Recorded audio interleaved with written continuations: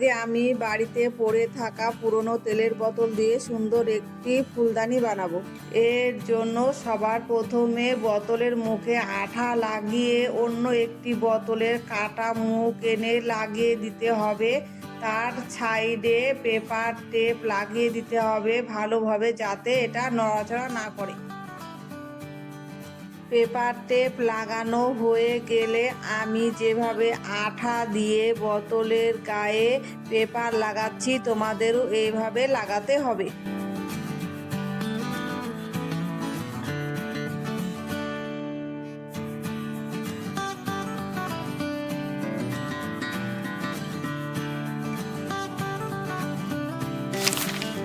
Paper জড়ানো হয়ে যাওয়ার পর অল্প সিমেন্টের মধ্যে জল মিশিয়ে পাতলা করে গুলানো হয়ে গেলে কিছু কাপড় ছেঁড়া এই সিমেন্টের মধ্যে ভিজিয়ে পেপারের ওপর আমি যেভাবে লাগাচ্ছি সেইভাবে লাগিয়ে দিতে হবে।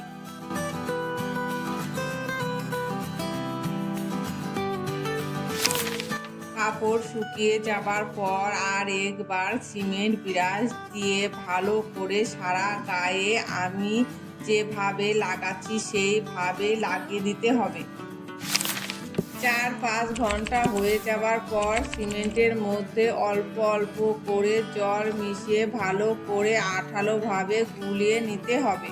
সিমেন্ট গোলানো হয়ে যাবার পর একটি শক্ত জিনিস দিয়ে আমি যেভাবে সিমেন্ট লাগাচ্ছি সেইভাবেই পুরো বোতলের গায়ে সিমেন্ট লাগিয়ে নিতে হবে।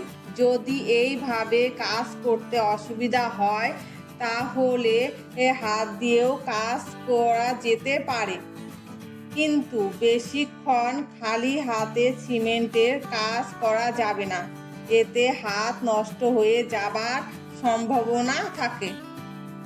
উঁচু নিচু জায়গাগুলোয় অল্প সিমেন্ট দিয়ে আমি ফিনিশিং করে নিয়েছি। বোতলের মুখে অল্প অল্প সিমেন্ট আমি যেভাবে লাগাচ্ছি সেভাবে লাগিয়ে নিতে হবে।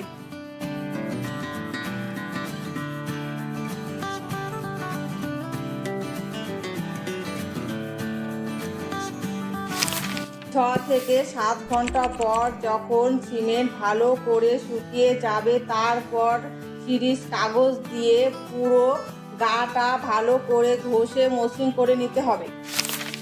ফেব্রিক কালার যদি ভালোভাবে করা যায় তার জন্য সবার প্রথমে হোয়াইট প্রাইমার পুরো গায়ে ভালোভাবে লাগিয়ে দিতে হবে।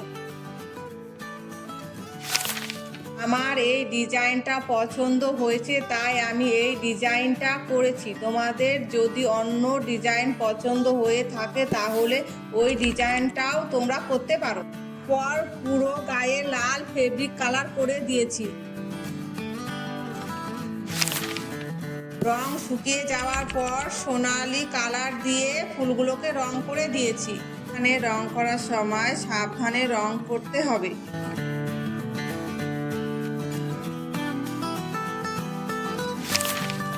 রং করার পরে স্কেচ পেন দিয়ে ফুলের সাইডে বর্ডার রেখে দিয়েছি। ফুলটা যাতে ভালো থাকে এর জন্য আমি এখানে ভার্নিশ ব্যবহার করেছি, তোমরা চাইলে ভার্নিশ নাও ব্যবহার করতে পারো।